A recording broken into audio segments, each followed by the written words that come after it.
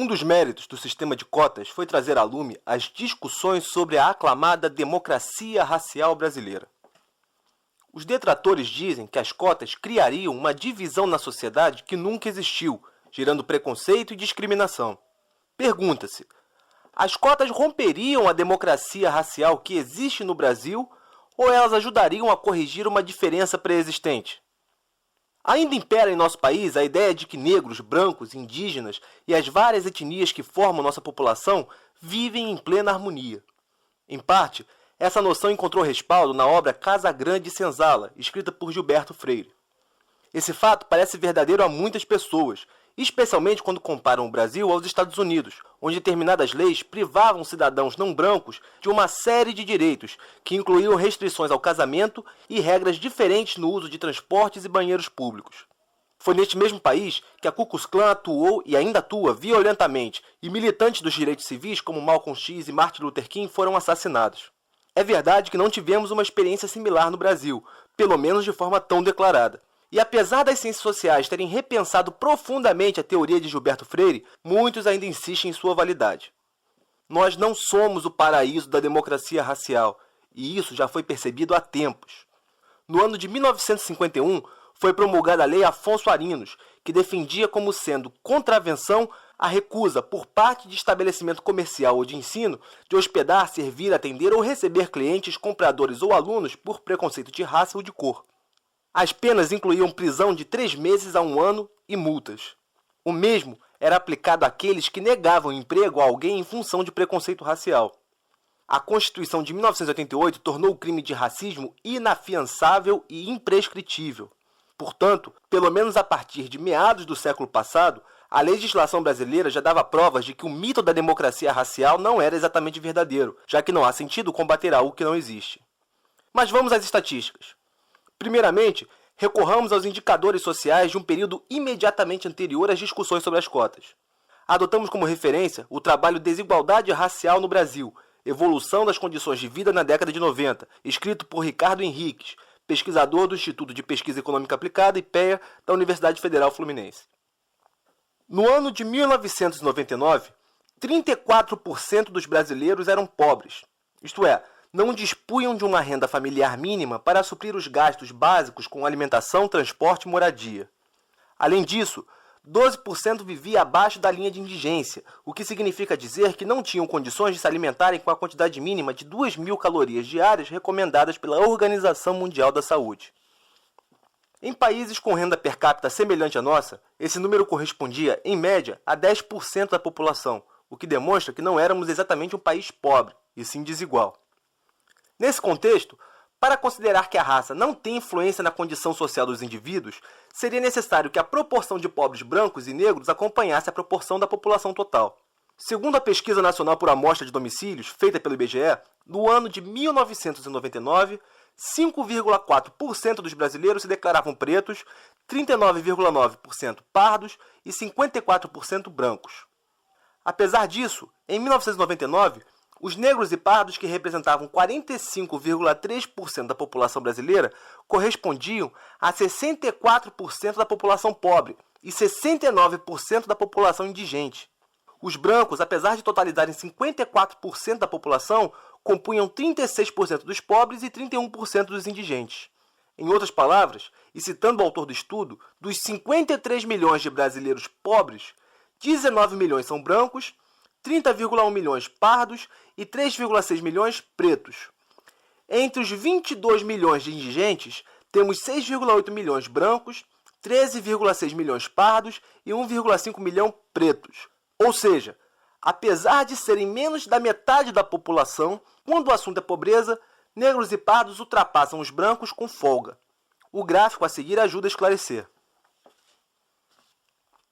Na primeira linha, pretos e pardos totalizam 68,85% da população indigente, enquanto os brancos marcam apenas 30,73%. Na segunda linha, o total de pessoas pobres, 63,63%, são negras e 35,95% são brancas. Apesar disso, como mostra a terceira linha, 54,02% da população se declara branca e menos da metade, 45,33%, se declara preta ou parda. Esses dados podem ser até questionáveis, já que muitos criticam os métodos do IBGE, mas eles apontam uma tendência. No Brasil de 1999, os pretos e pardos, que eram minoria no total da população brasileira, representavam a maioria dos pobres em nosso país. A riqueza não era distribuída de maneira equilibrada entre as pessoas de acordo com o critério da raça ou da cor. Ainda segundo os dados do IBGE, no ano de 2009, 48,22% da população brasileira se declarava branca, 6,91% preta e 44,16% parda. 10 anos após as referências anteriores, o perfil dos brasileiros mudou e mais da metade da população, ou seja, 51,07%, não se considerava branca. Com isso em mente, e para não ficarmos restritos ao estudo, vejamos, por exemplo, os brasileiros mais ricos da atualidade segundo o levantamento da revista Forbes. É de se esperar que, dentre os brasileiros mais ricos, pelo menos a metade deles não seja branca. Como é bem conhecido, o homem mais rico do Brasil é Eike Batista, com uma fortuna avaliada em 30 bilhões de dólares. O segundo é Jorge Paulo Lemann, dono de uma fortuna estimada em 13,3 bilhões de dólares. O terceiro é o banqueiro Joseph Safra, com um patrimônio estimado em 11,4 bilhões de dólares. O quarto é Marcel Telles, sócio de Jorge Paulo Lemann, com uma fortuna avaliada em 6,4 bilhões de dólares. Benjamin Steinbrück e sua família, com um patrimônio de 5,8 bilhões de dólares, ocupam a sexta colocação, seguidos de Carlos Alberto Sicupira, também sócio de Lemann, e que possui 5,5 bilhões de dólares. O sétimo lugar fica com o famoso Antônio Hermínio de Moraes, com um patrimônio de 5,3 bilhões de dólares. A oitava colocação pertence a Luísio de Andrade Faria, banqueiro que dispõe de uma fortuna avaliada em 4,3 bilhões de dólares. O nono colocado é Abílio Diniz, dono da rede Pão de Açúcar, que possui 3,4 bilhões de dólares em sua conta bancária. O décimo é Alfredo Egídio Arruda Vilela Filho, com um patrimônio de 3,2 bilhões de dólares.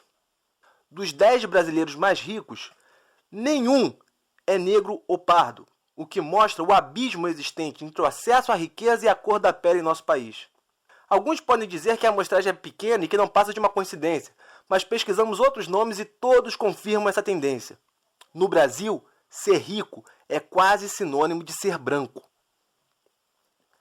A população encarcerada também é um indicativo importante. A maioria das pessoas é capaz de admitir que os crimes têm relação direta com a pobreza, o que justifica que a sua ocorrência seja maior em regiões pobres do que em ricas, e em países menos desenvolvidos do que em países mais desenvolvidos. No caso do Rio de Janeiro, onde a violência figura diariamente na imprensa, os negros e pardos representam 66,5% da população carcerária, enquanto que na cidade como um todo totalizam apenas 40,2%. No caso da população especificamente negra, a diferença é ainda maior. Nas cadeias, a proporção de negros é relativamente 2,6 vezes maior do que a população da cidade do Rio de Janeiro. Os dados são da Fundação Getúlio Vargas e no resto do Brasil as estatísticas não são muito diferentes. O mesmo se aplica aos casos de homicídio. Dados do Sistema de Informação sobre Mortalidade do Ministério da Saúde apontam que ao longo do período de 2000 a 2009, os pretos e pardos foram mais vitimados do que os brancos no Brasil. Em 2009, por exemplo, foram registrados 15.053 homicídios de pessoas brancas, ao passo que a quantidade de vítimas pretas e pardas foi mais que o dobro, totalizando 33.929 pessoas. Vale a pena insistir, em 2009, 48,22% dos brasileiros se declaravam brancos e 51,07% se declaravam pretos ou pardos, o que acentua incrivelmente essa desproporção. O gráfico, produzido pela doutoranda Denise Carvalho, pesquisadora do Núcleo de Estudos da Violência da USP, ajuda a mostrar o quanto negros e pardos estão muito mais propensos a serem assassinados do que os brancos em nosso país.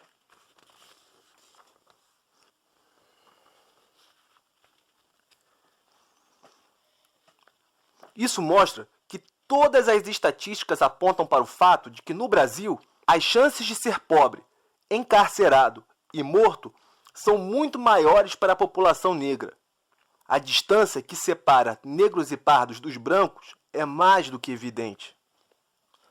Mas se nada disso convenceu o defensor da democracia racial, recomendamos que o mesmo percorra as escolas particulares, especialmente as mais caras, e veja se a proporção de negros e pardos matriculados corresponde à média de sua cidade. Que vá também a restaurantes caros, a academias imponentes, a escritórios aclamados.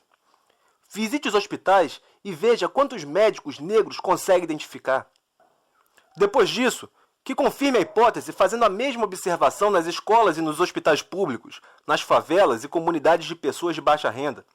Que dê a seus olhos a oportunidade de vislumbrar a realidade e, se não conseguir provar o contrário do que apontamos, que assuma a atitude honesta de admitir que não vivemos em uma democracia racial. Nesse caso, é preciso criar meios para remediar essa discrepância. O sistema de cotas é um deles.